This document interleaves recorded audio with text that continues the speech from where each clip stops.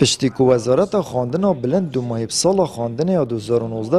2019-2020 زانکو پیمانگان اینای و میکانیزم حل سنگاندن قطابیان درست کردن راپورتان و گریدای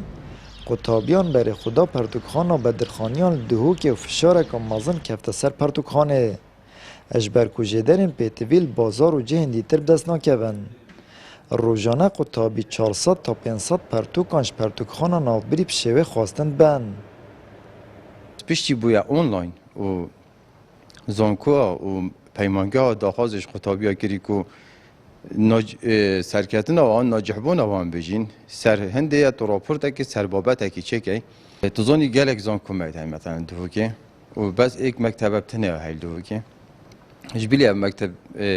پرتوخانه و مکتب سیکه هین اوان او مصدران نینن تیراوان بکن کو حاجت او بقطیتن ضغط گلک تاثر معنی هندک روزا نزدیک 400 مصدر 500 مصدر 300 مصدر یعنی وی معدلی پرتوکش بره درد کردن و یا دویج یعنی مثلا مهند اودینه بو هنستاف امنشون بینه بره چونکه نسبه یک سرسه بو یا که هر دم جه گازنده جه اوه که قطابی 12 سالم زمان کردیت خوینن پاشیل زان که اجبر نبونا جدران نشن و کلین خوب کردی بنویسن اتهمان دم جدا مامستان زانکوی و تخاروشن بیران ملخونه ده برنویسینه و جبلی بابت ادبی پرتوکخانه کردی جدرین زانستی والایه هندیک بابت زانستی علمی ام بیجن اندازیاری و طبی اوه هنه بیدویز جده آن عربیش در حق نداره که وقت انگلیسی بن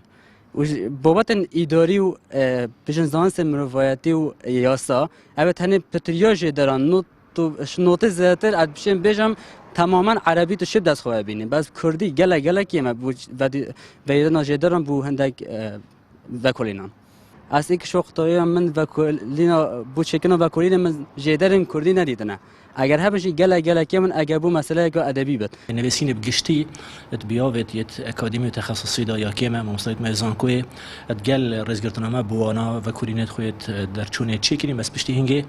برهمت وقت کیمن الاصل پیدوینه یتین هندک ما مستازیره کنتشتی باشه پیشکش کردی بس رنگی که گشتی برهموانی کیمه اگر هبجی برهموانا بزمان کردی کیمه بزمان بیانت نویسن چکو خواندن لزانکوی بزمان بیانی براستی برابطر عربی و انگلیسی اجبر هنده یعنی مستاجی باز زمانات نویسن پیدوی ورگرانت بتن اول سوارت نویسینه سوار هندک بیاواب طیبتی باشه بیاوت زانستت مروایتی باشه بس زانستت یت ام ویژن تطبیقی دا آن زانستت بحدا وکی نوشداری و فیزیک و کیمیا و ماتماتیک و بیاوادا لوازن براستین 5 زانکوین حکومی و اهلی پارێزگا دووکی هەنە زۆر جاران ji peygerê nebûna jêderan û taybetî jiyên Kurdî قوتابیل پرتوکخانه گشتی و بازاران ماندید بن